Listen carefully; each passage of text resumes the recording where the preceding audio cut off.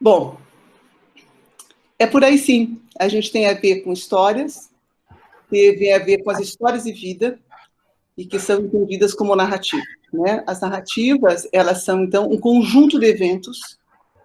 Eu tenho um conjunto de eventos, e em cima desse conjunto de eventos, eu vou construir uma narrativa, tá? Ligando um evento no outro. Mas a narrativa, vocês vão ver comigo, ela entra muito na questão das perguntas. As perguntas são essenciais, né? Porque são elas que vão transitar nesse território, vamos dizer assim, né? Que a gente vai estar adentrando junto com a família, com o cliente ou com a pessoa. E tem uma questão também forte de curiosidade, né? E hoje, toda a nossa prática, ela é em cima de perguntas, né? Desde sempre, né, tanto no serviço social, quanto a gente coleta dados, a gente coleta informações, né? O coletar informações é uma coisa muito forte na nossa prática acadêmica. Quando vocês fazem perguntas, eu gostaria que daí vocês me respondessem mesmo, é uma pergunta aqui para a gente pensar. Por que vocês fazem perguntas? Quando vocês estão com as famílias e estão fazendo perguntas, qual é o sentido, o objetivo do porquê vocês fazem perguntas? Qual é a motivação das perguntas? Da onde vêm essas perguntas que vocês fazem? Bom, eu penso que quando nós fazemos as perguntas, estamos motivando cada pessoa a fazer uma reflexão, né, de si mesma, né? De que, na verdade, é uma pergunta que leva a própria pessoa a refletir, né? Ela não é simplesmente de conhecimento, de especulação, né, eu quero saber sobre a sua vida, mas fazer com que a pessoa, ela própria, venha a ter as respostas. Tá. Então, você, quando faz perguntas, você tem um objetivo de que sejam perguntas mais reflexivas? Tá. Sim, sempre procuro fazer algumas perguntas que sejam reflexivas. Eu acho que também professora, pode... Eu acho que o objetivo das perguntas são explorar a respeito daquilo que a pessoa está te trazendo. Então, assim, ela vai te falar algo e você está querendo entender através de perguntas. Você vai explorar aquele assunto para você conseguir ajudar de alguma maneira, eu acredito. Então, são perguntas para compreender. Explorativo. Para compreender. Para se compreender, exatamente. Compreender o quê? A fala do paciente, o histórico de vida dele, o contexto no qual ele está dizendo esse determinado assunto. Eu acho que explorar a história que ele está trazendo naquele momento na consulta. Tá. Certo. Que mais? Seria mais uma forma de exploração e entender contextos, é isso? Luana, eu acho que é uma construção. Ou é de outra pessoa o computador? Oi? Não, é Luana mesmo. Era isso, Luana, uma forma de explorar um território dela. Isso, exatamente. Oi, Denise. Oi. Tudo bem? Oi. Sobre essa pergunta, quando eu faço perguntas para as famílias, quando eu estou em atendimento, eu vejo muito assim, colher dados, né, sobre essa família, as perguntas que faz, e também o que a Luana falou sobre uma reflexão, porque quando você traz uma pergunta para uma família ou para um membro da família, você está fazendo com que ele ouça também aquela pergunta, quando ele vai responder, ele está ouvindo o que ele está respondendo, né? E muitas vezes, dentro da terapia, eles se surpreendem com as perguntas, porque eles até falam assim, muitas vezes eu ouço assim, nossa, eu nunca pensei sobre isso. Né? Então, também para reflexão também. Tá. Para colher dados e para você ter abrir um espaço reflexivo. Isso. Que nome você daria a essa pergunta que ele fala assim, nossa, eu nunca pensei nisso. Que nome eu daria?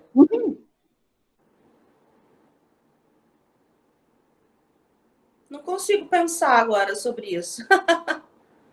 Mas é rico isso. Sim. É onde que faz a família ou a pessoa que vai responder entrar em contato de alguma maneira com aquele sentimento ou com aquele contexto no qual está se falando? Não. Se for usar, Denise, se for usar dentro da psicanálise, seria o inconsciente dela elaborando. Não, eu estou perguntando, eu diria assim, que nome você daria para a tua pergunta? Para minha pergunta? Não sei te responder sobre isso. Alguém consegue sugerir um nome para a pergunta dela? Não seria pergunta reflexiva, conforme você comentou? Pode ser uma pergunta reflexiva, né, que você coloca o outro para refletir. Mas a pergunta dela tem uma coisa muito, estou pegando aqui porque tem muito importante dentro da narrativa, tá? Que são perguntas não só reflexivas. Colaborativa, que eu coloco você a traz pessoa essa para palavra pensar, também. né? Mas também pode ser um dos nomes, pode ser reflexiva, porque eu associei uma reflexão nela quando ela fala, mas eu nunca pensei nisso, né? Seria colaborativa? Hã? Colaborativa? Não. Não? Professora. Se for o nome para a tua pergunta, e daí a gente vai falar um pouco disso, que é muito bacana, que eu acho que esse é um dos veios importantes da narrativa, são perguntas inusitadas. Quando você faz essa pergunta, ele começa a falar da história dele, ele começa a dizer como a Luana falou, eu não tinha pensado nisso.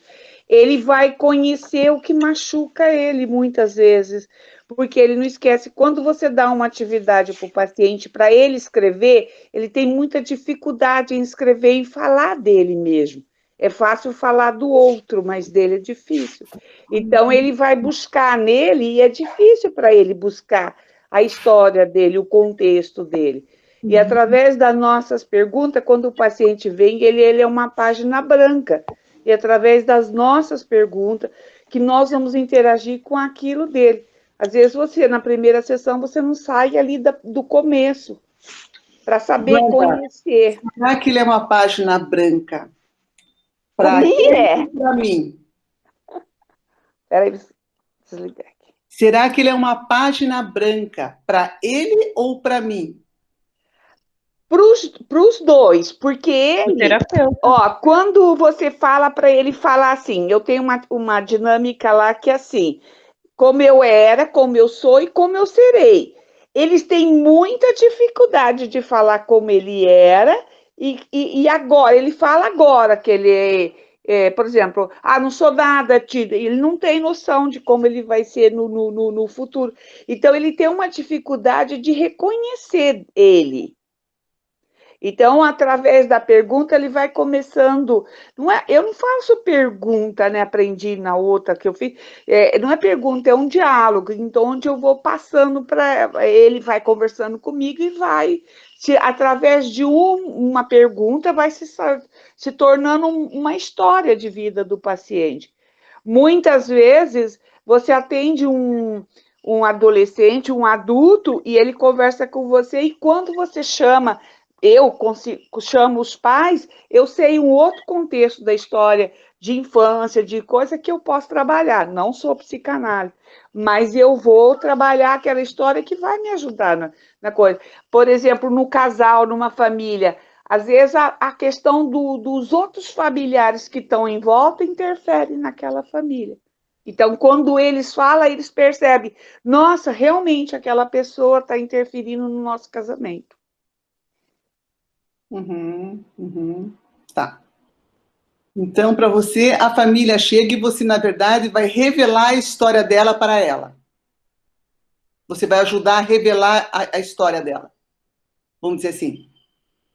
Não, professora, ela vai conhecer a história dela, que às vezes ela não conhece.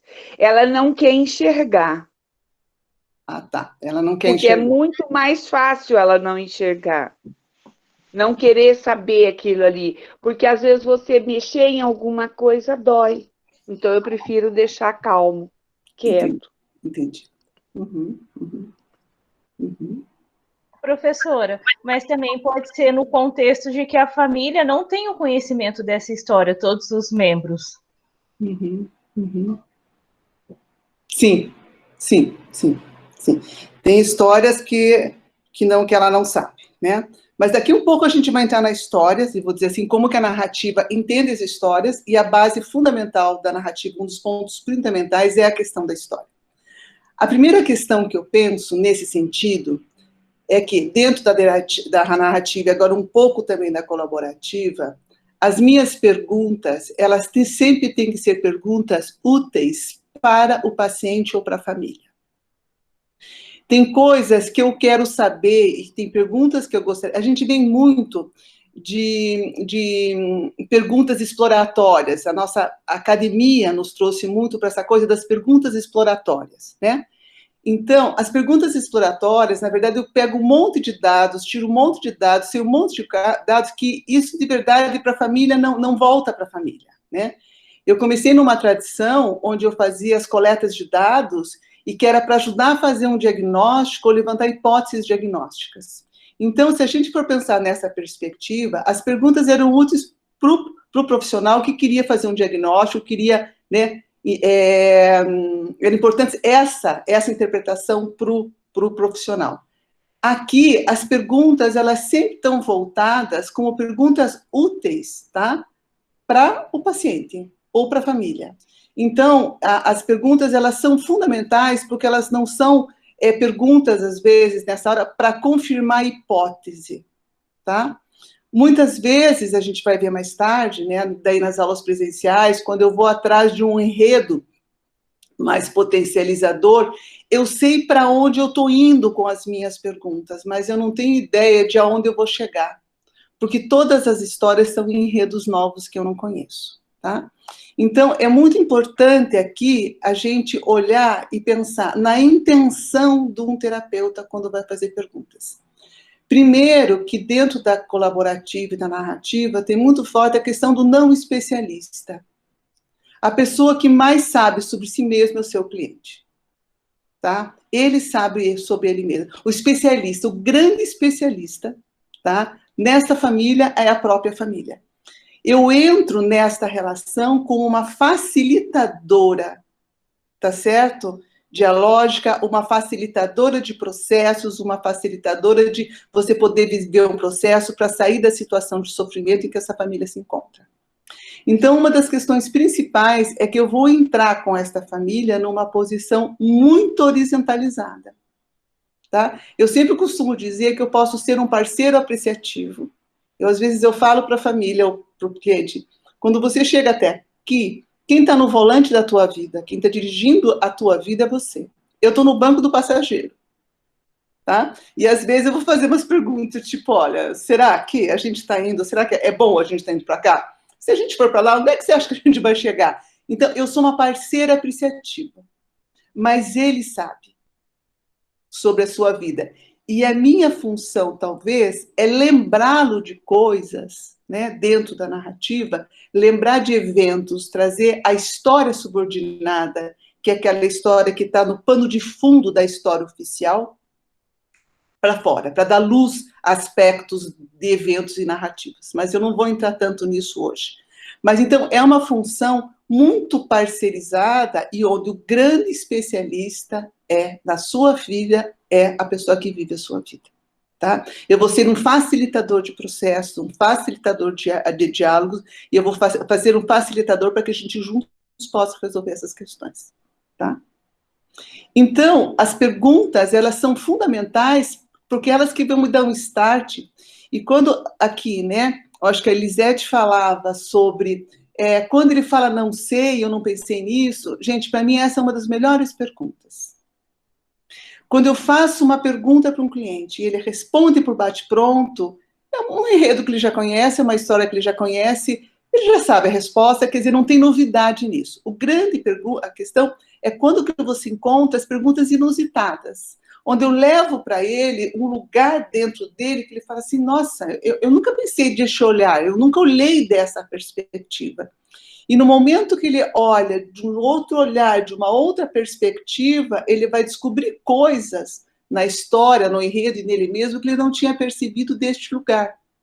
Então, as perguntas é um cuidado, principalmente na colaborativa, é muito treino sobre as perguntas, inclusive, quais são as perguntas potencializadoras, quais são as perguntas que, bem feitas, vão startar processos, olhares, novas histórias, descobrir novas histórias a partir delas. Então, assim, as perguntas vão ser fundamentais. Então, eu não faço perguntas já esperando aquela resposta, tá certo? Tem perguntas estratégicas, que eu sei o que eu estou fazendo ali, por exemplo, né? Quando uma pessoa fala assim, eu sou muito controladora, eu sou muito insegura, eu tenho às vezes eu sou muito grosseira, e aí eu pergunto, olha, qual que é a diferença para você de grosseria e de assertividade? Quer dizer, é uma pergunta que eu já estou pensando, pensa no que é ser assertiva. De repente, o que você chama de grosseira, não sei se é assim, vamos refletir sobre isso ou isso. Isso é uma pergunta estratégica, porque de alguma forma eu tenho 2 elementos e quero ajudar a pensar sobre esses 2 elementos. Mas tem outras perguntas que são muito mais no sentido de vamos nos conduzir para espaços, para territórios. Alguém falou, anotei aqui, de explorar esse território das narrativas, que são todas as nossas tramas, todas, né? Então, uma boa pergunta, dependendo da pergunta que eu faça, eu posso gerar uma experiência. Entende? Assim, isso eu acho lindo, porque você faz uma pergunta sobre algo e a partir dali eu gero uma experiência, uma conversa sobre aquela pergunta, sobre aquilo vai explorando e eu gero uma experiência que eu chamaria de uma experiência reflexiva de alguma coisa totalmente dialógica. Por que dialógica? Porque o diálogo é alguma coisa diferente de conversa, às vezes diálogo e conversa ficam um pouco juntos, mas o diálogo é alguma coisa que eu começo e não sei aonde eu vou terminar. Por exemplo, é um processo. A gente está começando essa live agora. Eu pensei em algumas coisas que eu gostaria de falar para vocês, que acho importante, mas à medida que a gente vai se movimentando nesse diálogo, a gente não tem noção de onde essa live vai terminar e acabar. E assim é uma ascensão. Por isso, na única coisa que eu tenho que pensar é quais são as perguntas úteis. Certo? Então, e aí isso tá muito perto, porque às vezes a família quer falar de algo e você quer perguntar sobre o outro algo. E às vezes porque você está com uma hipótese na tua cabeça e você meio que quer confirmar a tua hipótese. E daí não cabe, porque você se distancia. Tanto que eu, em alguns momentos, quando eu começo a entrar e fazer algumas perguntas e vejo que eu já estou me direcionando para uma área, eu pergunto, essa conversa está indo bem para você? Como é que essa conversa está sendo para você? Ou, quando dá aquele silêncio e você não sabe exatamente perguntar, uma das grandes perguntas que eu acho, por exemplo, que é muito disparadora, é você perguntar, tipo, que pergunta você gostaria que eu te fizesse? Qual foi a pergunta que nunca te fizeram, que você sempre achou que fosse importante de fazer? Essas perguntas, gente, são muito potencializadoras. E se eu perguntasse isso para vocês, quais são as perguntas que nunca te fizeram e que você gostaria que tivessem feito? Alguém consegue pensar em uma?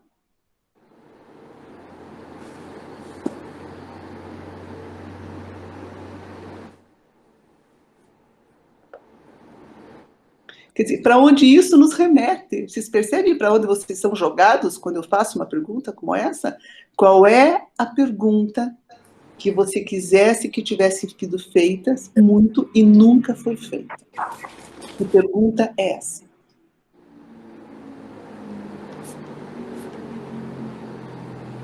Esta a gente poderia chamar de uma pergunta inusitada. Por quê? Porque não é usual, tá certo? E ela vai te jogar, entendeu? Sabe Deus para onde dentro de você. Alguém conseguiu pensar numa pergunta que você gostaria que tivessem feito e que nunca foi feita?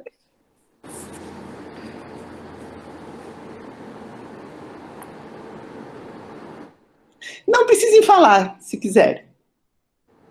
Mas levanta a mão, diz um sim, sim, pensei.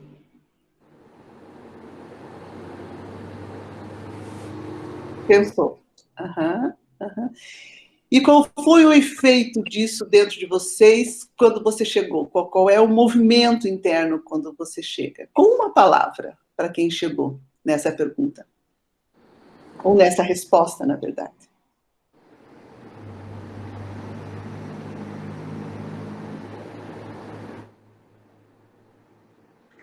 Bom dia. Oi, Gisele. Bom dia a todos, bom dia, professora. Ai, já me emocionei já. Quando eu pensei. Veio uma emoção. Já dá vontade de chorar já. Entendi. Aham.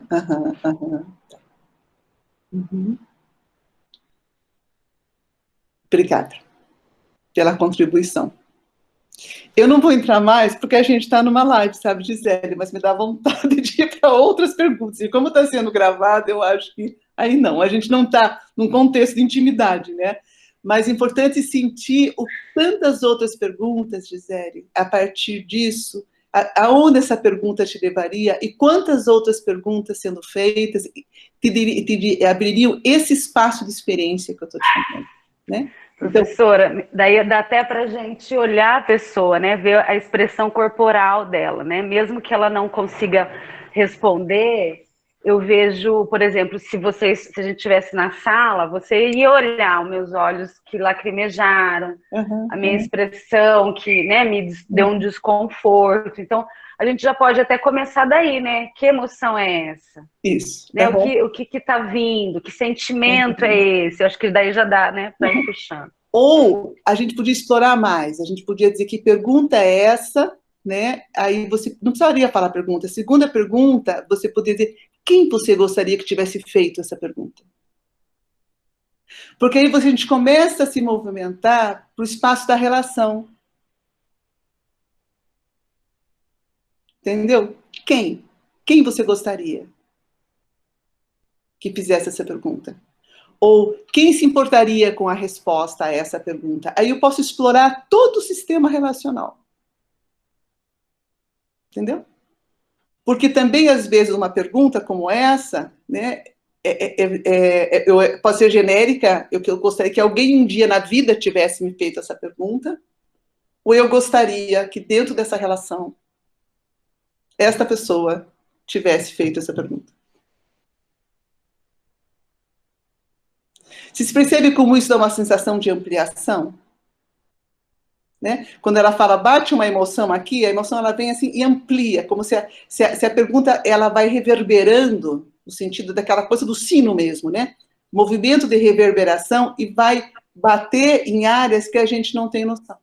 Ô, Denise. Oi. E também é muito interessante quando acontece algo assim, é que a família ou a pessoa ela chega com uma demanda e uma pergunta ela pode mudar a demanda da pessoa, né?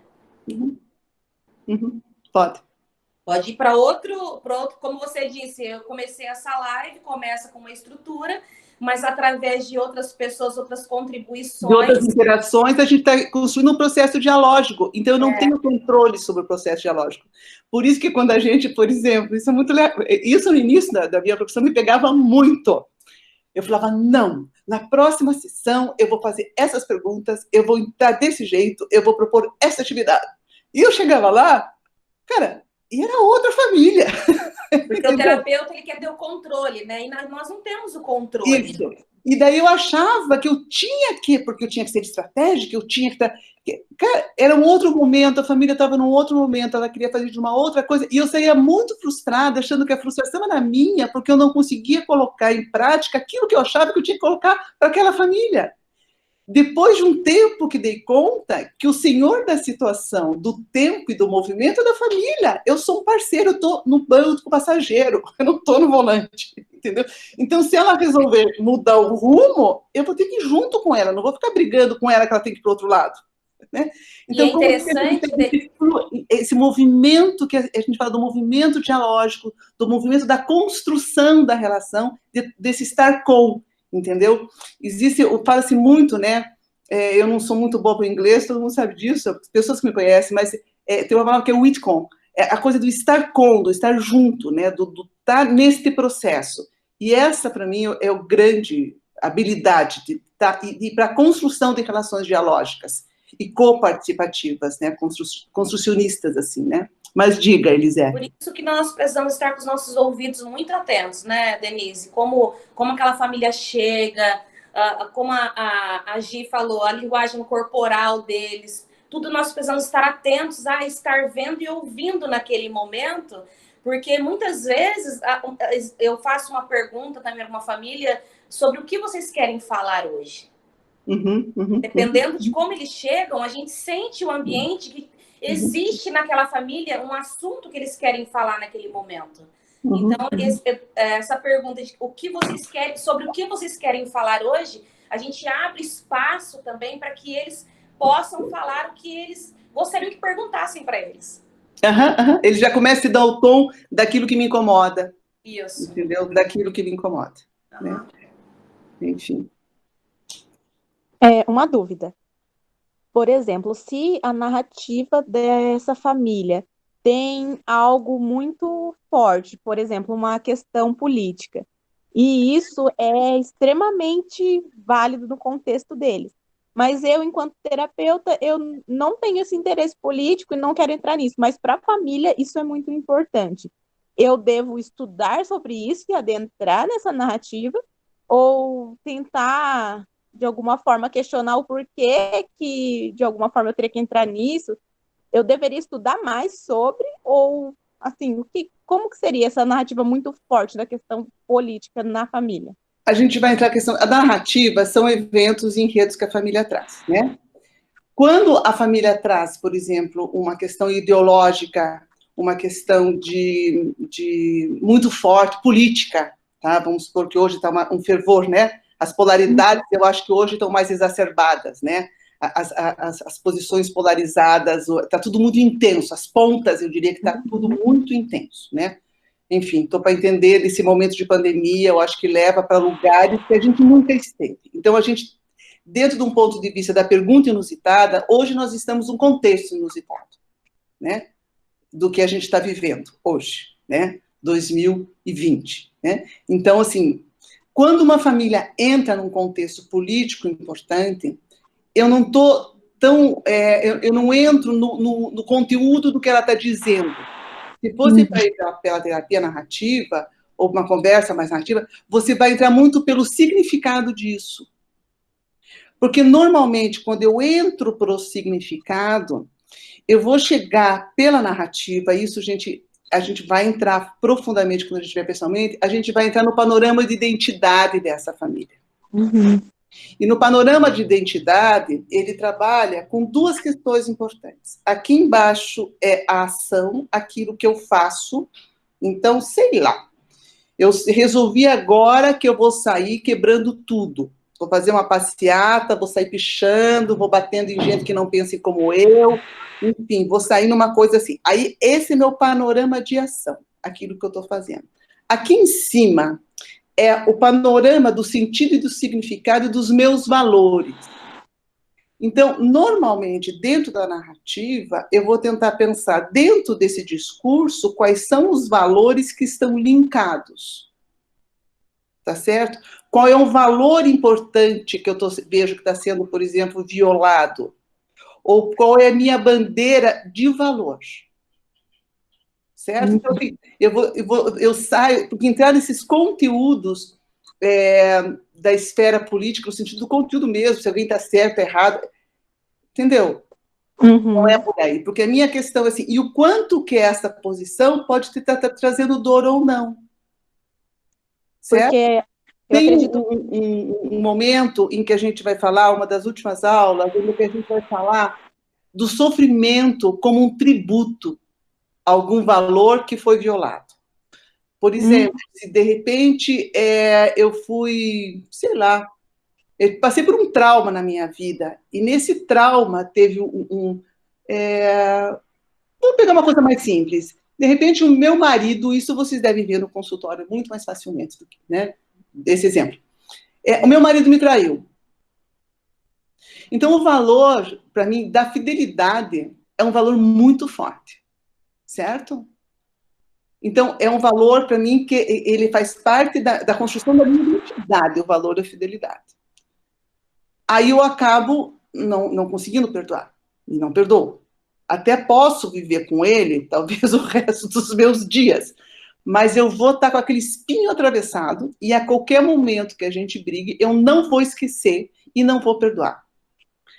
Mas não é por raiva, nem por mágoa, nem por vingança, nesse meu caso, tá? Não é para ficar lembrando ele, colocando o dedo naquilo que ele fez para mim, né? De uma forma acusativa, ou dar colocar a pessoa em prisão perpétua por um pecado, né? Mas quando eu não consigo, e eu quero esquecer, porque eu sei, mas eu não consigo, e eu continuo mantendo esta dor da infidelidade. Nesse contexto, a gente vai dizer que a dor, ela entra como um tributo, porque se um dia essa dor passar, vai dar uma sensação de que eu esqueci, que eu perdoei. Se eu perdoei, eu abri mão do meu valor. Vocês percebem isso, a diferença? Então, tem muitas vezes na narrativa que a gente vai atrás de que valor que isso sustenta. Então, quando eu consigo trabalhar com essa pessoa que foi traída, tipo, como que você pode seguir a tua vida em frente sem que o teu sofrimento seja um tributo ao teu valor que foi violado? Como que a gente segue preservando esse valor? Eu lembro de uma família que eu atendi em que um pai morre tragicamente. E ela, menina, ela era pequena, ela tinha uns 5 anos, e ninguém conversava sobre a morte do pai. Porque, de alguma forma, né, a família entendia que trazia sofrimento para ela. Então, as pessoas não falavam da dor, do sofrimento, enfim. E à medida que essa menina ia vendo, né, esse sofrimento todo, esse não sofrimento da família, ela começou a fazer um legado à memória do pai e carregou todo o sofrimento para ela. E ela pensava, se eu deixar de sofrer, se eu deixar de lembrar, se eu esquecer do meu pai, acabou, porque ninguém mais lembra dele. Então, ela faz todo um tributo, entendeu? A ele durante uma vida inteira, praticamente, tá? E foi muito bacana, essa foi uma sessão muito linda, porque quando veio, eu fiz todo o significado do silêncio, né? Qual era o sentido do silêncio? Qual que era a voz desse silêncio? Eu lembro que foi essa a pergunta que eu fiz.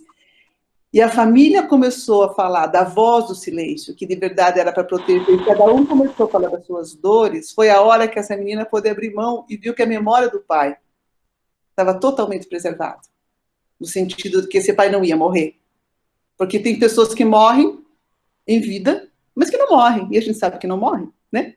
Que não podem morrer mesmo, elas estão presentes dentro da gente o tempo todo, né? E agora, só que tem pessoas que morrem, né? E ela falava, ele já morreu, não precisam terminar de matar ele. Ele já morreu, né? Então ela tinha essa ideia, então foi muito bacana, por quê? Porque de verdade tinha um valor também. E ela fazia da dor, né, da perda desse pai, um tributo, entendeu? Então é muito importante a gente... A Mona Fishman, ela fala uma coisa muito bacana, que eu adoro isso nela. Ela fala assim, quando você vê alguma resistência na família, não quebre essa resistência, vá devagar, porque a resistência, ela está cuidando e protegendo algo muito precioso, tá certo? Então, tem a coisa na narrativa, é muito forte, assim, que eu digo, tem uma coisa que a Lynn Hoffman fala, que é escuta generosa, e um olhar apreciativo.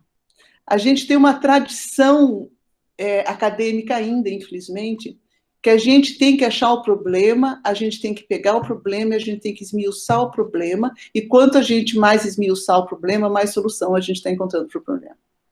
Aqui a proposta é outra. Eu diria que aqui, na narrativa, eu estou no olho no gato, o outro no rato, né? Eu estou vendo qual é o enredo oficial dessa família, né? O enredo, a história oficial, tem várias traduções, né? Estou usando aqui essa, nesse momento, ou a história dominante, mais apropriado, quem sabe. Tem uma história dominante, tá? que é aquela que a família vem te contando, que é a família, é onde ela está presa dentro do enredo dessa história dominante, e tem muitas outras histórias em volta, que são as histórias subordinadas. Tá certo? Então, aqui que é, no momento que eu estou entrando, porque tem uma questão assim, eu não posso, se alguém chega para você e fala assim, um dia eu queria ter paz na minha vida, né? O que a gente pensa imediatamente, que é quando você olha para o gato. O gato, eu queria ter paz. Ou o rato, não sei, vamos contar que é o gato. Eu queria ter paz. A pergunta, qual que é a pergunta rato? Olhar para o rato? Possível. O que é paz para você? Não. É a hora que a gente fala essa coisa que eu gosto muito da narrativa. Eu queria ter paz. Eu nunca tive paz na minha vida. A gente poderia, talvez, perguntar, fale um pouco mais sobre o que é paz para você. O que significa? Paz para mim é ficar tranquila, relaxada, não ter problema, ter tempo para mim, não me preocupar com os meus filhos, não ter nenhuma dor me incomodando, isso é ter paz. Um significado, né, para a pessoa. Sim, mas o pulo do gato não está aí. Qual, é uma boa pergunta do significado. É uma boa pergunta. Mas qual seria uma pergunta pulo do gato? Assim, isso a narrativa traz. O que vocês acham que é? O que você pode fazer para ter paz? O que você pode? Eu não posso fazer nada. Tudo que eu já tentei não deu certo. A família normalmente fala isso. Já tentei, já fiz, nunca. Então me fala dessa paz. O que te tira a tua paz? Isso aí. Eu nunca tive paz. Então você não sabe o que é ter paz?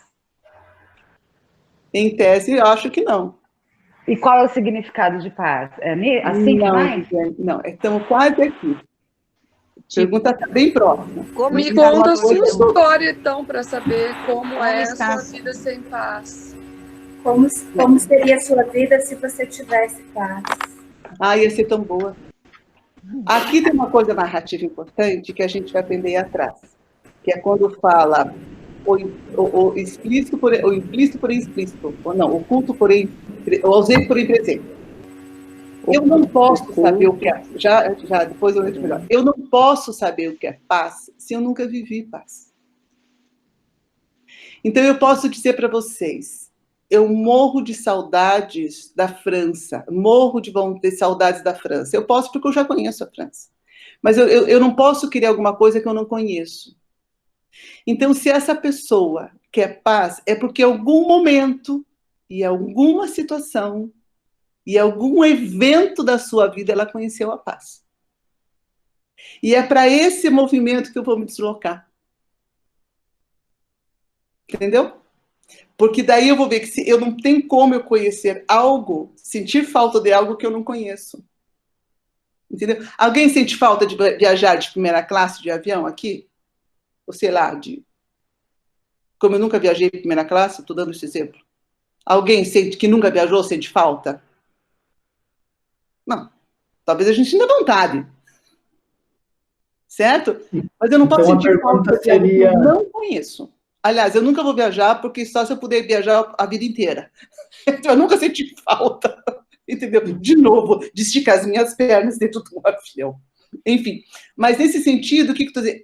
Quando a família fala, eu tenho saudades disso, eu perdi a esperança, em que momento você teve esperança? Porque eu me desloco de uma narrativa e saio dessa história dominante e vou percorrer uma outra história. Tá claro? E por que eu estou dizendo isso, né? Porque as pessoas vivem sua vida de acordo com as histórias que constrói pela experiência de vida. Então, eu vou juntar, se eu for numa festa, e alguém me perguntar, Denise, como foi a festa? Eu vou dizer, eu cheguei na festa, aí encontrei fulano, daí eu sentei para conversar com fulana, daí nós sentamos na mesa com ciclano, aí eu vou te dar todo o meu enredo, tá certo? Vou pegar pontos desse evento, né? Vou juntar esses eventos e vou construir uma narrativa para vocês. Isso é uma narrativa. Mas, obviamente, eu não pontuei todos, não é possível pontuar todos os eventos que aconteceram naquela festa. Por isso que, às vezes, a gente fala assim, bom, a gente teve uma festa diferente, né? Porque os eventos que vão se ligando são diferentes. Então, eu vou construindo essa narrativa. E dentro de uma narrativa dominante, eu sempre conto a mesma história. Certo? Eu nasci em Leonor Vitória, eu casei com tal idade, eu vivi com a minha mãe, eu passei por isso, eu passei por aquilo. E esse é o enredo dominante, que normalmente é onde a gente está aprisionado pelo problema. Só que existem muitos eventos em volta dessa história, como a questão da festa que eu estou falando. Muitas coisas estavam acontecendo ali, muitas pessoas vieram falar comigo que eu nem lembro. Tá certo? Que estão por ali e que aconteceram também.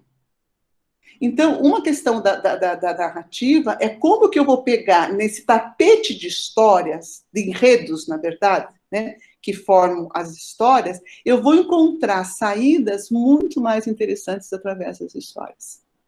E a minha forma de me deslocar, gente, para esse lugar é através das perguntas. Por isso que as perguntas e a curiosidade é tão importante. Tá claro? Então, eu preciso de perguntas que ajudem a adentrar nessas histórias subordinadas, como se eu estivesse tirando o pó dessas histórias, entendeu? Aquela pergunta, supondo que uma coisa vem muito ideológica, muito forte, eu vou atrás, eu vou subir para o panorama de identidade, eu não vou ficar discutindo no panorama de ação, eu vou para o território de identidade para compreender o significado daquilo para a família.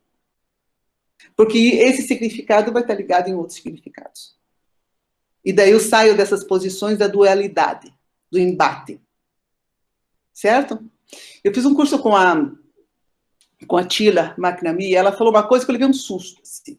Ela falou, não existe consenso. O consenso não é bom. Eu falei, como assim o consenso não é bom? A gente sempre busca o consenso, entendeu? Vamos entrar num consenso. Ela falou, não, o consenso não é útil. Então, ela deu um exemplo que eu achei muito bacana. Ela falou assim, então a gente senta para uma reunião onde nós temos que entrar em consenso.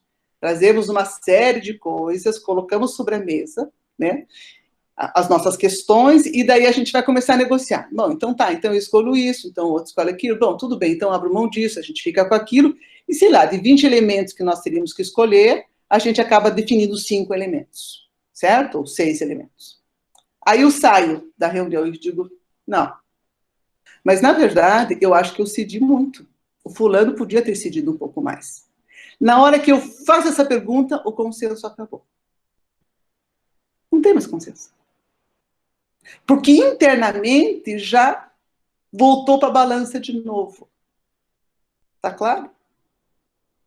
Então, muitas vezes, o importante, talvez, no princípio, não seja alguém concordar comigo. Mas a coisa mais importante é o outro entender. Você não precisa, mas você me entenda. Então, a meta, muitas vezes, não é concordar, é entender. Não sei bem por que eu falei isso. Mas, enfim, então as histórias vão entrando e tem muitas vezes que a gente vai ver que existem muitas histórias dentro da história. Certo? E as perguntas é que vão tirando como se fossem pacotes. Lembra na live passada que eu falei que a Carraline fala de um novelo com vários fios, pedaços de fios amarrados? Então, cada fio que você puxa é uma história nova que acontece. E é um universo novo que acontece. Tá? Então, a narrativa ela vai se pegar muito na questão das histórias e nos eventos, e principalmente naquilo que potencializa essa família. Né? Eu acho que na semana passada eu devo ter falado da dona Mariquinha, né, que falava que era uma mulher desgraçada. Então, nessa hora, o que aconteceu? Eu fui para a história subordinada, eu pensei. Aí que você pensa, ok, se eu tenho isso, um dia eu tive aquilo. Né? Eu perdi a esperança. Em que momento você teve esperança? Né? Eu nunca fui amada. Em que momento você foi amada? E aí, a gente, quando vai às perguntas, eu posso chegar numa professora, eu posso chegar numa vizinha. Eu atendi um rapaz uma vez, assim, uma história bem difícil de vida, pai alcoolista e mãe psicótica. Grave. Ela passava mais internada, eles se revezavam entre pai, enfim. Então, ele se sentia filho único, se sentia totalmente solto e abandonado.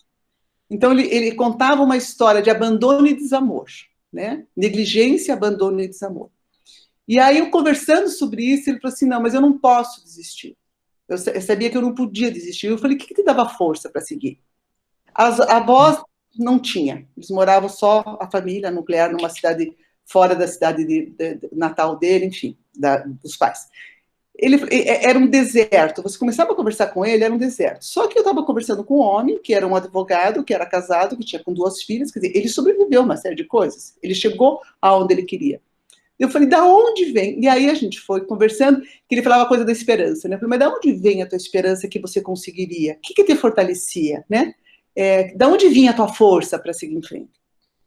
E ele tinha uma professora, ele falava assim, que a única coisa que ele tinha era a escola. Então ele ficava em volta da escola durante o período que ele não tinha aula.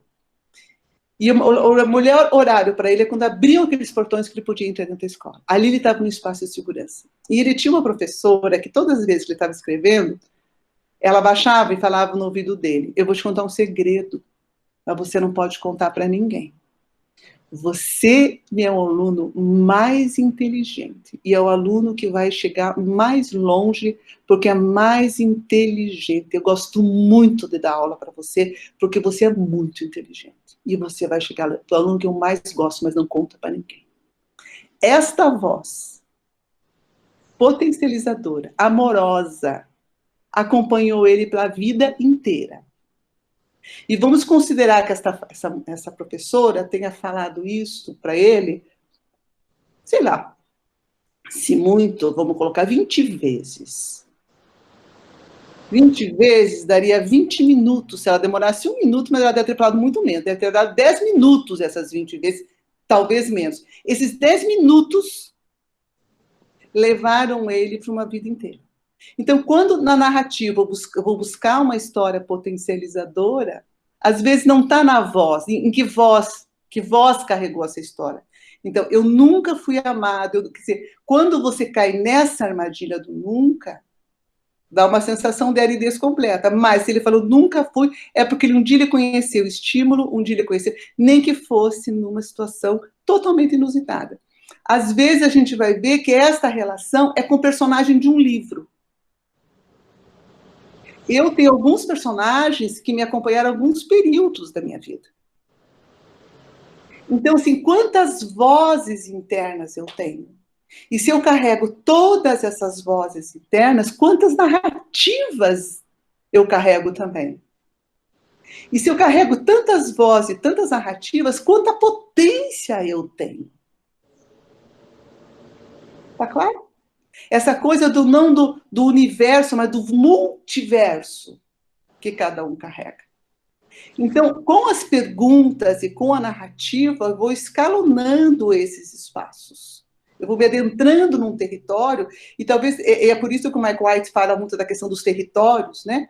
Que ele faz muitas metáforas de mapas e territórios, ele tem algumas bússolas, para você entrar em alguns mapas, que é muito bacana. Certo? E tudo construindo por a questão das histórias, né? E quantas histórias dentro das histórias? E quantas histórias fora das histórias? Tá certo? Então, é um universo, né? E toda história, qualquer história, ela está sempre aberta para uma revisão. A gente reedita as nossas histórias a cada tempo. A cada olhar que eu tenho para uma minha história, é uma reedição da minha história. E quantas coisas eu vou percebendo ao longo da minha história. Né? O que vocês pensam por aí? E agora desatei a falar, não parei mais. Quando você fez a pergunta sobre a paz, eu lembrei da história automaticamente da Dona Mariquinha, da aula passada, né? Uhum. Que quando ela resumia a vida dela numa desgraça, minha vida é uma vida desgraçada. Na hora eu fiz esse link com eu nunca tive paz. E aí a pergunta, então me conta, eu lembro que você falou para ela, então me conta a sua história, porque eu estou muito curiosa. Isso faz com que a pessoa... Por tanta desgraça, né? Sim, isso faz com que a pessoa encontre lugares, né, onde ela conseguiu sobreviver e chegar até o momento que ela está contando essa história. Então eu imagino que quando a pessoa, voltando para essa pergunta de que eu nunca tive paz... Se você falar, então me conta um pouco a sua história para eu saber o que a paz significa para você, ao invés de só... Né? Porque eu também fiquei como o Fábio, como a Gisele, com essa coisa do que a paz significa para você, mas talvez a pergunta fosse, olhando pela narrativa, seja um pouco mais extensa. Me diga, então, da sua história, para eu saber como a paz, o que a paz, né, chegou, como a paz chegou para você. Outra coisa importante de se pensar também, Rafaela, é assim, quem você conheceu na sua vida que teve paz? Paz, sim. Como que essa pessoa tinha paz? Que forma você via que ela encontrava paz? A paz. Entendeu? Então você vai entrando, por isso que eu digo, quantas histórias fora da história. E nesse sentido, entendeu? E agora, olhando agora, por exemplo, foi minha avó, me fala como é que você sentia quando eu estava do lado de alguém que tinha tanta paz. Eu posso, entendeu? Então, isso que eu falo da curiosidade, do ir atrás. Então, não tem um enredo para a pergunta. Né? Muitas vezes não é para solucionar, né? Porque muitas vezes a gente é pego por isso, vou dar uma solução. Não. Mas para ajudar ele a encontrar pontos que fizeram com que a vida valesse a pena, como esse paciente que sobreviveu, né? Muitos de nós somos sobreviventes. Todos, né? Nós somos sobreviventes. Né? E encontrar esses pontos que fizeram com que a gente sobrevivesse faz a gente ressignificar uma vida por um olhar positivo, né? Muito legal isso. Um olhar de superação mesmo. Exato. Entendeu? Faz a gente mais forte de alguma maneira, né? Porque você é. Né? Então, agora, essa é a questão da narrativa. Como é que eu tiro a pessoa desse enredo do problema, que era a dona Mariquinha, eu bebi, fui sempre desgraçada, meu pai bebia, meu marido não sei o quê, matou não sei o quê, que foi preso, que daí meus filhos agora, daí eu cresço, não consigo trabalhar, porque estou presa no trabalho. E é verdade, são vários eventos que ela vai ligando, tá certo? E faz disso, e ela está presa nessa história dominante. E é o que a gente fica transitando na história dominante. E o que a narrativa propõe? Saia, porque existe, não é construa uma estrada nova, entendeu? Olhe para os outros enredos, olhe para as outras histórias, que às vezes a gente não se dá conta da riqueza disso. Tem um evento que eu gosto muito dentro da narrativa, que a gente vai ver juntos, que é o remembrar. Né? São perguntas de remembrança no sentido de você remembrar pessoas do clube da tua vida, em termos de remembrar no sentido de tornar membro, né? E lembrar porque essa pessoa é membro do clube da tua vida. São perguntas lindas, em que você vai pensando e vai te levando a áreas, entendeu? Fantásticas. Então, na verdade, a narrativa se propõe a dar luz. E uma coisa também que eu acho muito bacana, tanto na narrativa quanto na colaborativa, é que você também joga para frente. Mas como você quer? Como que você acha que vai ser? Como é que você pode? Então, eu posso falar, quando a pessoa está muito paralisada, como que seria? Eu seria assim. E daí quem estaria junto? Você vai ampliando também possibilidades. Então, é a maestria de abrir, perceber potencialidades e poder lidar com isso também e abrindo novas possibilidades. Tirando do lugar de refém também, de uma história muito negativa. Paralisia. Colocando ele... Sim, como potência, né, dentro de uma nova perspectiva, para novas possibilidades. É bem legal. Não, é muito, Eu acho empolgante, assim. Ouvindo... De uma família, essa coisa do problema, né? À medida que as pessoas, é uma família de 2 filhas e o pai e a mãe, e à medida que eles iam se apresentando pelos seus diagnósticos. Eu fui diagnosticada há pouco tempo com bipolar, nunca achei que fosse, minha mulher sempre achou que eu fosse bipolar e eu descobri que eu sou bipolar. A filha, ela vai dizer que ela tem pânico desde tal idade, a outra filha vai dizer que é hiperativo. Aquilo foi me dando... E eu pensando, meu Deus, como que essa história está presa na doença, no diagnóstico, e eles se relacionam a partir dos seus diagnósticos, entendeu? Então, como que eu posso explorar, além, não estou desqualificando o diagnóstico, eu acho que às vezes um diagnóstico é muito útil para o psiquiatra medicar. Entendeu? Eu acho que ele é útil no sentido de poder apoiar em termos da medicação. Então, eu acho que dentro do contexto da medicina é útil, né? Mas no contexto relacional do dia a dia, entendeu? Quer dizer, uma outra falava assim, eu vou falar tudo de mim aqui para você já saber. Eu falei, tá bom, então fale. Eu sou lésbica, sou bipolar, sou alcoólatra.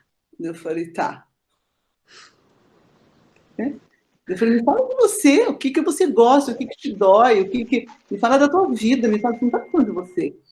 E as pessoas daí ficam com os rótulos, e eu poderia, mas quando que você descobriu que você era bipolar? Quando você começou a beber? Qual é o problema que a bebida traz para a tua vida? Você não tem resolvido com a questão da tua sexualidade?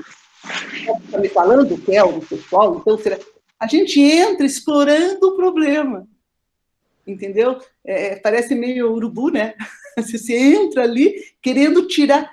E a academia nos ajudou nisso. E a proposta é que é o contrário. É o que está fora do problema. O problema ele já sabe, de trás para frente, de frente para trás. Eles já sabem. Entendeu? Eles são especialistas nos problemas deles. E se eu ficar procurando solução para o problema deles, eles vão dizer que não deu certo, não adiantou, não aquilo, não aquilo. Porque essa é a especialidade. Eu estou afundada nessa areia movediça, entendeu? Da minha história dominante. Só que tem muitas outras coisas que passam por trás disso. Os diagnósticos são não só, às vezes limitam um pouco, rotulam, e as pessoas se acomodam nisso, né? E aí usam isso às vezes... não acho que se incomodam. Isso é uma coisa acomodam. Eu não acho que não acho que as pessoas... Isso é uma coisa muito minha. Eu não acho que as pessoas se acomodam no sofrimento. Eu acho que eles não veem saída. Sabe aquela coisa assim, eu adoraria ganhar na Mega Sena, mas eu nunca vou ganhar, porque eu não acredito, portanto eu não jogo. Então tem muitas vezes que tem uma crença que faz parte da história dominante.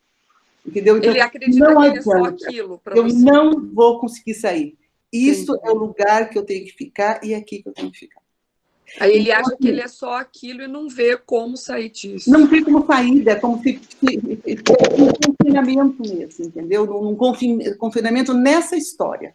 Eu estou confinada aqui, entendeu? Então, assim, quando a gente fala está acomodado, eu não consigo imaginar que eu consigo estar acomodada quando eu calço 37 e o meu sapato é 36.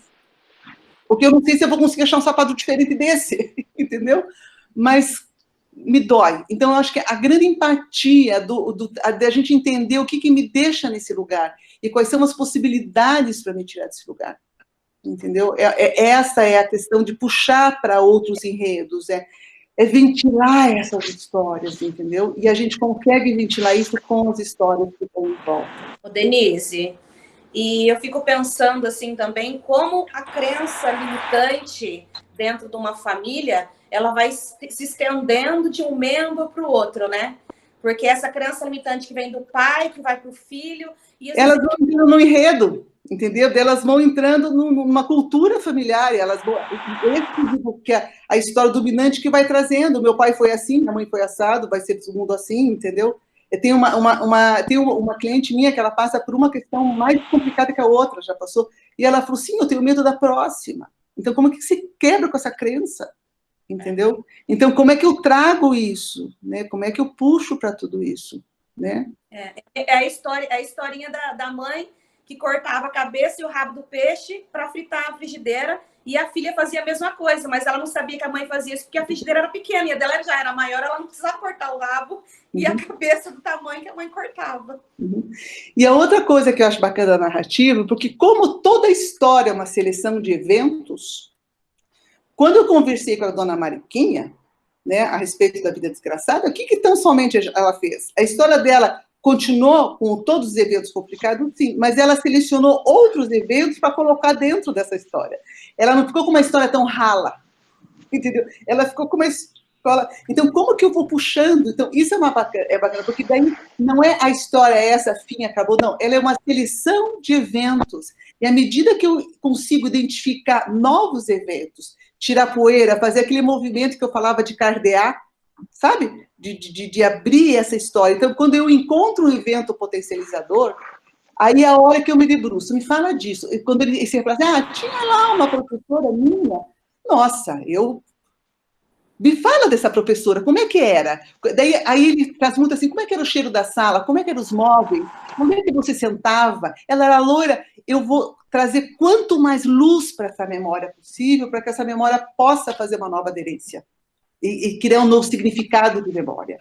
Então, eu vou nessa história para deixar robusta.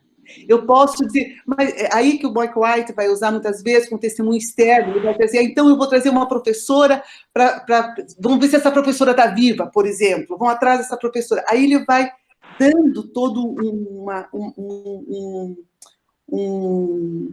iluminando essas histórias e potencializando essas histórias. É muito. Denise, seria tirar o foco só daquela dor? Não é tirar o foco da cor, porque eu acho que a dor tem que ser respeitada. O que eu vou colocar é foco também em outros lugares. Entendeu? Entendi. Então, a dona Mariquinha, eu fui para outros lugares. Eu não desqualifico nunca a história do problema. O que eu faço, eu expando isso. Denise. Um quadro, ele era todo amarelo, eu não vou dizer, não, esse quadro não pode ter mais amarelo. Não, tem o amarelo, daí eu começo a jogar rosa, começo a jogar azul, começo a jogar verde, o amarelo está lá. E daqui um pouco, entendeu? Aqui o amarelo, ele está entre todas as outras tonalidades. Então, tem um evento de dor e de sofrimento, vamos dizer, que é o amarelo. Só que à medida que eu vou jogando outras cores, eu vou colorindo aquilo. E eu dou, inclusive, uma moldura para aquele amarelo. Percebe? Nessas questões todas, assim, né, da pandemia, eu tenho me interiorizado muito mais, eu tenho me pego rezando mais, eu tenho me pego meditando mais. E aí, muito de olhar para trás, esse movimento, eu estou meio assim, em bala, para frente, para trás, nem tão bala, acho que é mais uma Maria Fumaça, porque está sendo bem devagar. E assim, e quando você olha tudo que você passou, e que não foram coisas fáceis, eu estou com 62 anos de idade, então tem um tanto de vida vivida, né? E quando eu começo a passar todo, e quando eu digo onde eu cheguei, gente, é um espaço de gratidão absurdo. Aí por todas as coisas, inclusive por todos os meus algozes, por todos os meus tropeços, por todos os fundos de poços que eu conheci, entendeu? Então, é nesse sentido, e não é, gente, fazer do limão uma limonada, é a história da resiliência mesmo, entendeu? Quando a gente é resiliente, a gente tem uma gratidão pelos aprendizados.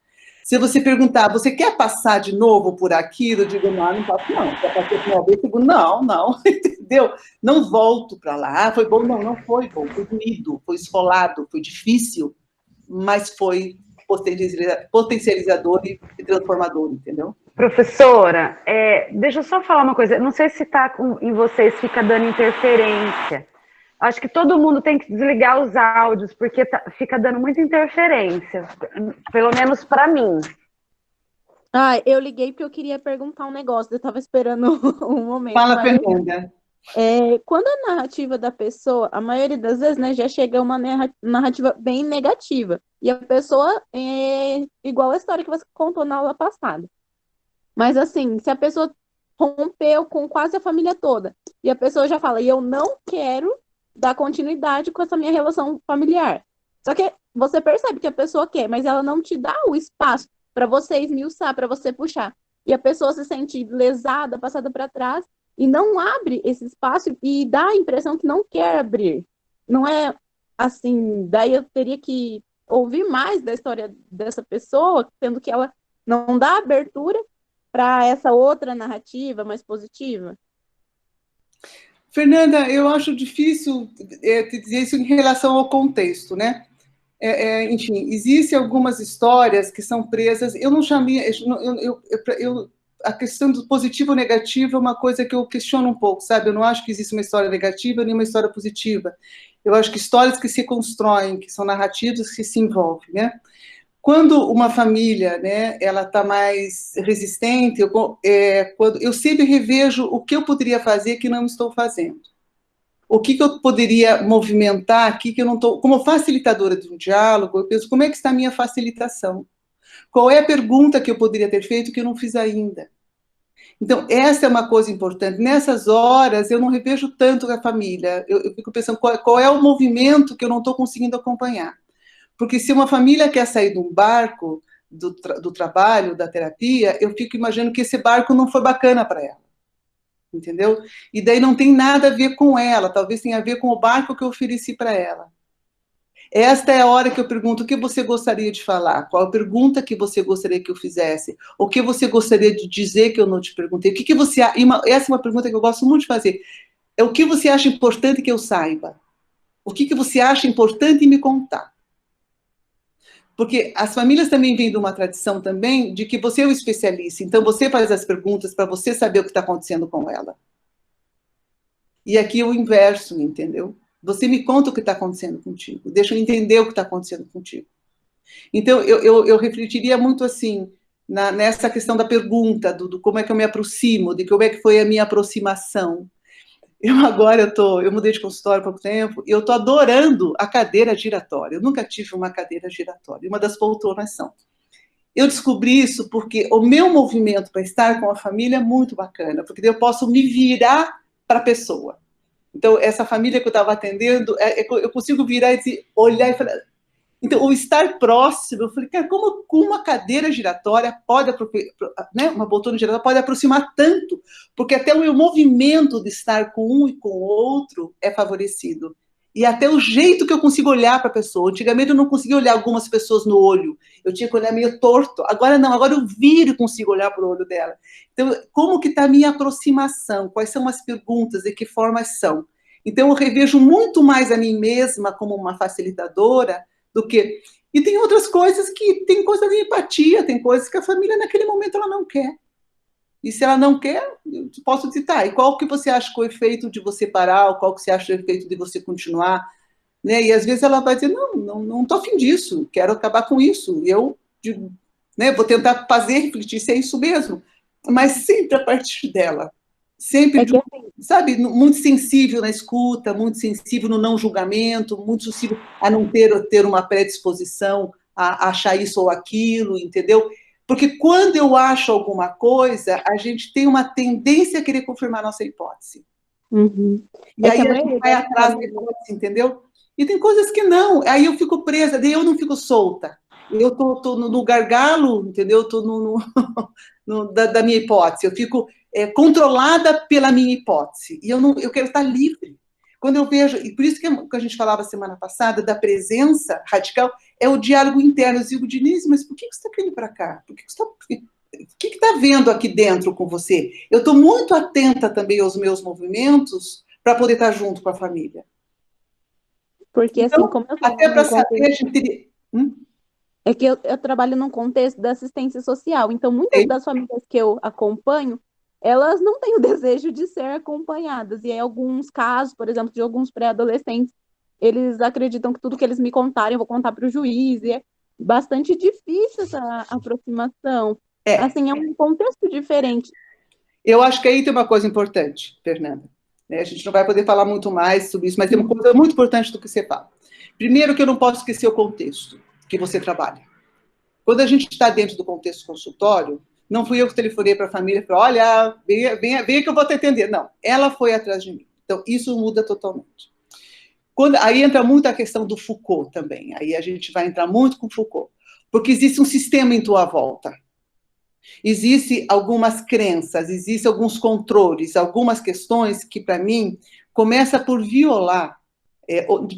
dificultar a confiança, entendeu? Do profissional com a família. Porque você não está ali como alguém que vai ajudar, alguém que vai potencializar. Você está alguém que vai fiscalizar, vai ver se eles estão fazendo certo ou errado, se eles podem ou não podem.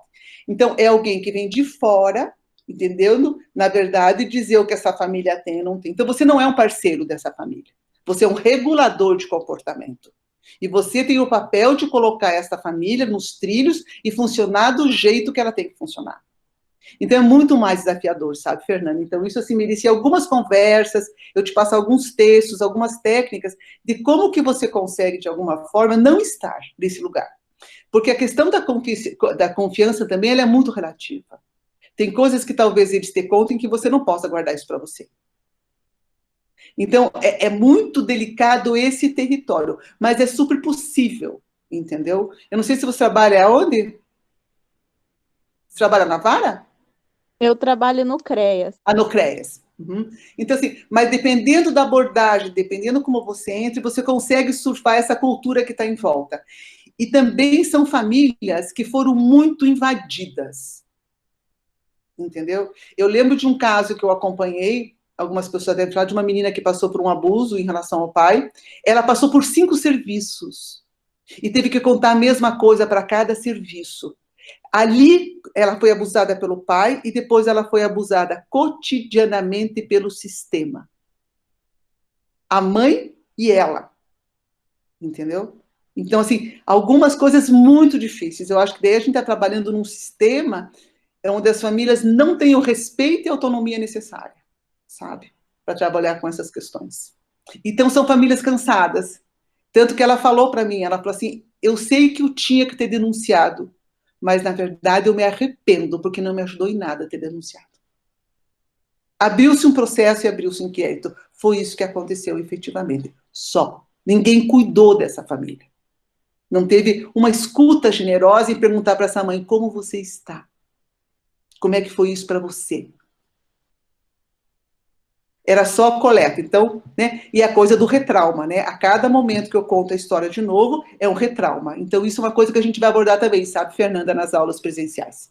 É um assunto que eu acho muito importante, porque cada vez mais as famílias estão sendo judicializadas. Entendeu? E as relações começam a ficar judicializadas. Eu acho que isso é um problema muito atual e muito complicado. Muito emergente, sabe? Enfim. Obrigada. Nada.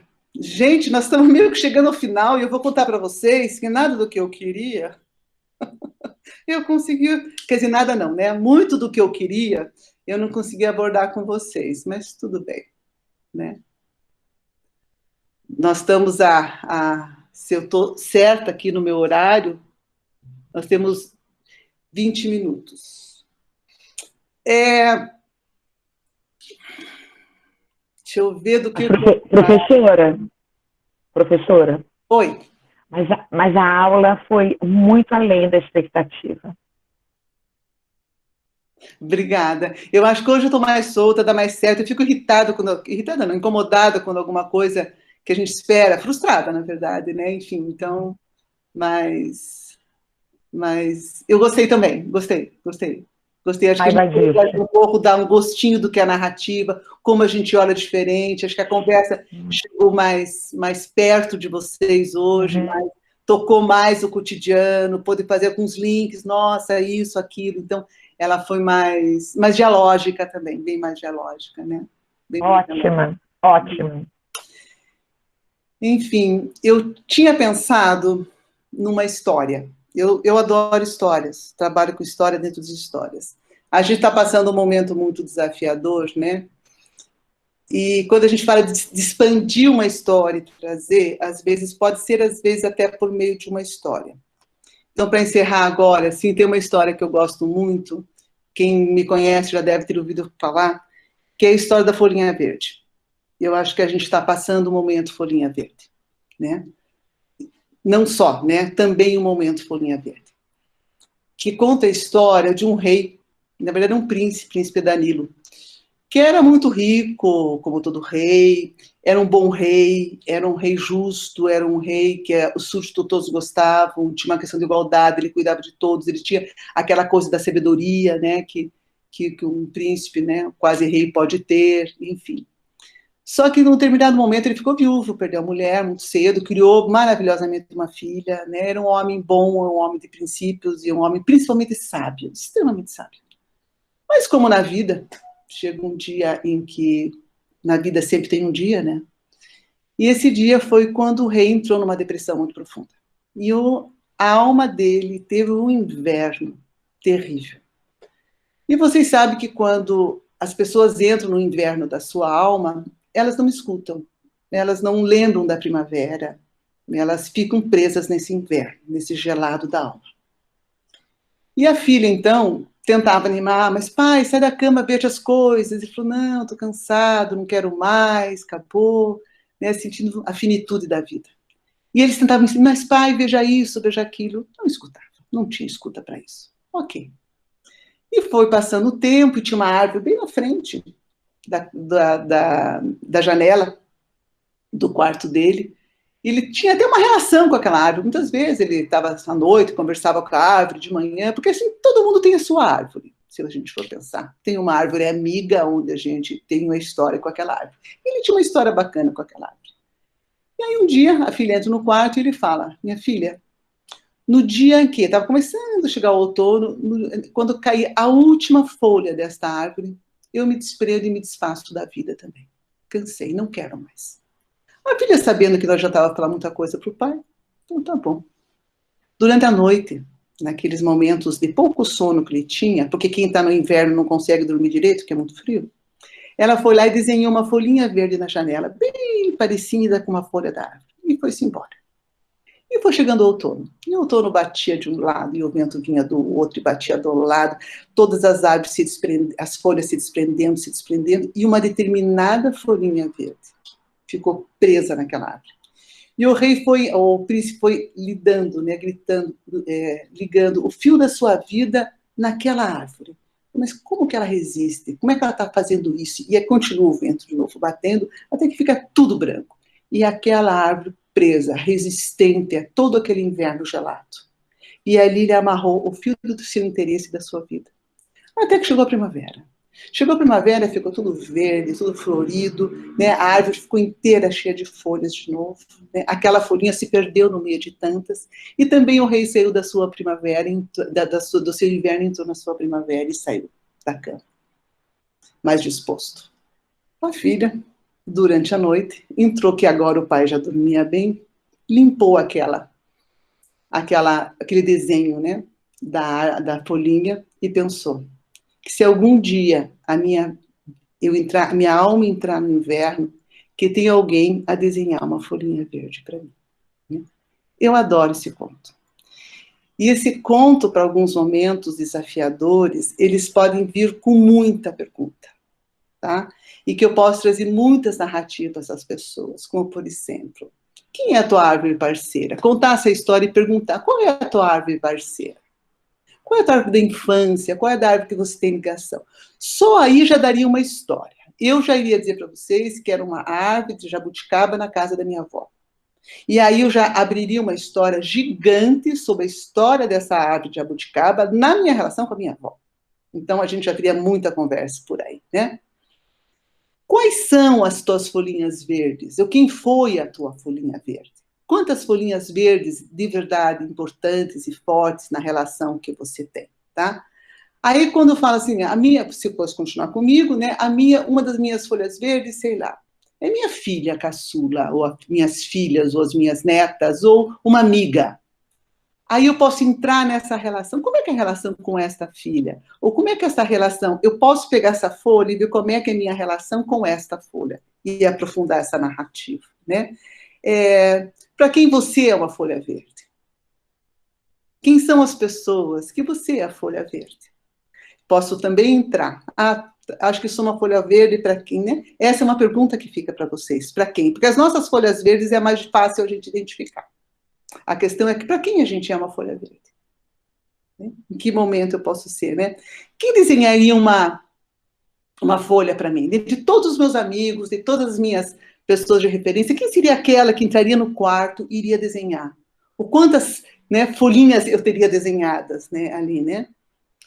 O que me ajudou a passar outros invernos? Provavelmente não é o primeiro inverno que eu conheço, né? Então, pelo que a gente está vivendo hoje, eu acho que de alguma forma a gente vive um certo inverno. A pergunta poderia ser, né? Quem? Outros invernos? O que eu aprendi nos outros invernos? O que eu descobri em mim? Quais foram as estratégias que eu usei? Ou quantos invernos eu vi alguém passar? O que eu ouvi no inverno do outro, né? E o que cada primavera me trouxe? Nesse momento, a gente está no inverno, o que a primavera vai nos trazer? O que esse inverno? Porque o inverno é um lugar que você de recolhimento, né? O que esse recolhimento está trazendo nesse momento de pandemia? Então, como é que eu saio disso, me expando, né? Então, assim, gente, eu sou apaixonada pela narrativa, porque eu posso pegar uma história e pegar uma narrativa de uma história, de um conto de tradição oral, e posso trazer para tantas narrativas, acessar tantas narrativas de vida, sabe? Tantos eventos, enfim, que a gente vai passando, né? Então, eu queria deixar essa história com vocês. É um instrumento que vocês podem usar com a família. Quem é folhinha verde do outro, entendeu? Né? Quem são as nossas folhinhas verdes? Ou que inverno é esse que a gente está passando? Que primavera é essa que a gente vai chegar? né? Enfim, como é que foram as outras primaveras, como é que foram os outros invernos. Essas metáforas na narrativa são muito ricas e são muito potentes, porque aquilo que é metafórico tem uma consistência maior de significado, sabe? Enfim, eu acho que era isso. Eu não sei quanto tempo a gente tem ainda, temos 2 minutinhos aí. Eu queria dar uma sugestão de filme para vocês assistirem, que é um filme muito bacana que eu assisti essa semana, que chama Escritores da Liberdade. Está na Netflix. Eu até coloquei ali nas mensagens, porque ele traz muito disso que você está nos contando hoje, né? Dessa capacidade de resolver as coisas, né? Por um caminho... Né? E conta a história de uma professora numa sala de aula com alunos de um grupo de uma região muito pobre, e assim, é um filme muito bonito, muito lindo, porque ela traz de uma maneira tão maravilhosa e ela resolve as questões, né? É uma população negra. Bom, eu não vou contar, porque senão vai perder o Gostei. Boa dica. Vale muito a pena, tem muito a ver com isso que você nos contou hoje. Seria bom se todos pudessem ver, então, para poder fazer links e ampliar as reflexões também, né? A capacidade que nós temos que ter, né?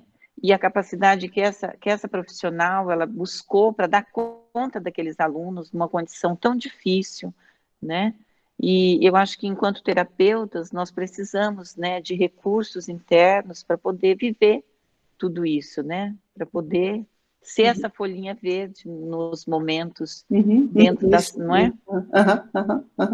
Em alguns momentos somos. Sim. Somos. Então, quem tiver oportunidade, vale muito a pena. Professora, e esses contos? Onde a gente acha? Maravilhosos. Ai, tem umas contas muito bacanas. Mas onde a gente encontra? Então, manda por e-mail, professora, eu vou mandar por e-mail. Vou mandar por e-mail. Na verdade, assim, a minha grande mestre foi a Gislene Avelar Matos. Ela, inclusive, está com um canal do YouTube, gente, que ela conta esse conto, não como eu. O conto dela é muito mais bem contado, muito mais elaborado, da Folhinha Verde, mas tem algumas coisas muito bacanas. Tinha um conto que eu gostei muito que ela contou até agora, é Livre-se dos Velhos. É tão atual o conto, assim.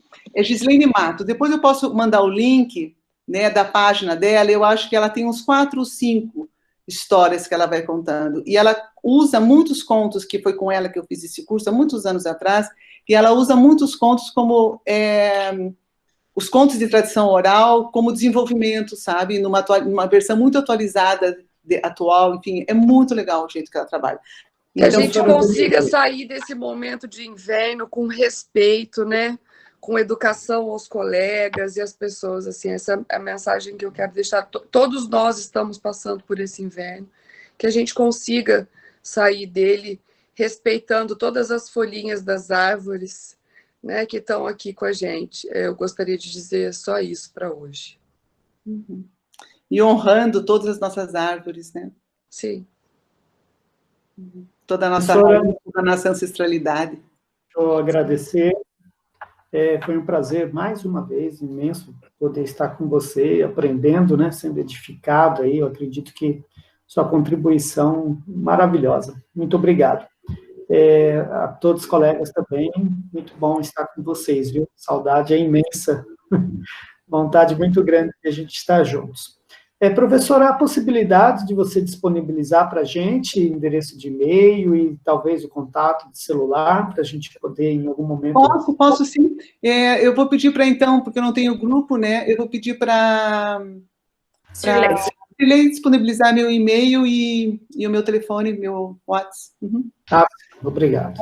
Vamos conversar. Sim. Quero te agradecer, foi maravilhoso. Eu ficaria aqui mais tempo te ouvindo, foi uma delícia. Eu queria mais tempo falando. Não, foi uma delícia, porque é o que você falou, trouxe muito para o nosso cotidiano também, né? Foi muito a nossa realidade do que a gente vive com as famílias e foi espetacular. Esses momentos, não, foi muito rápido, eu vi que nem a hora que eu vi já passou o tempo, foi muito bom mesmo. Obrigada. Também quero agradecer, foi realmente uma delícia, né? Um conteúdo novo, que vai nos preencher, vai nos ampliar, né, profissionalmente. Então, foi maravilhoso. Muito obrigada. Obrigada, grupo. Vocês são demais. Saudades de todos. Gente, eu também estava um pouquinho resistente na aula online, mas hoje foi muito bom, foi muito produtivo. Peço desculpa porque eu sei que eu falo demais, vou tentar controlar um pouquinho da próxima vez, mas eu agradeço mesmo, porque eu estava com algumas inquietações e quando eu pergunto, eu me sinto mais tranquila. Mas é para isso mesmo. Nunca uma pergunta é demais. Nunca.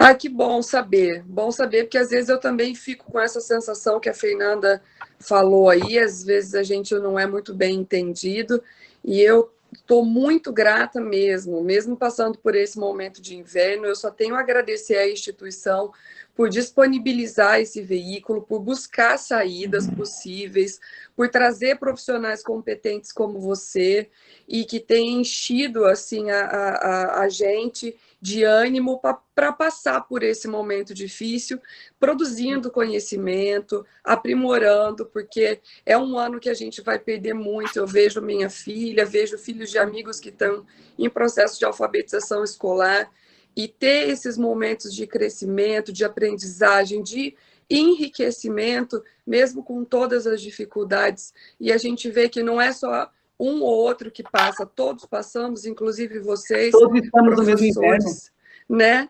Então, assim, estou muito feliz e muito grata mesmo por estar em contato com você, por estar podendo enriquecer a minha vida de alguma maneira nesse momento de inverno. Você é uma folha, né? Nesse nosso momento, você tem sido a nossa folha. Vocês são as minhas, porque tem várias aqui. É verdade, professora. Essa coisa da troca, né? Essa coisa da energia hoje, que expande, né? Hoje. Para mim, em relação à expansão, todas as vezes que eu entro em relação com algo, expande, entendeu? Então, eu me sinto com muito mais folhas por aqui, né? Sim, que bom. Hoje acendeu uma luz para nós.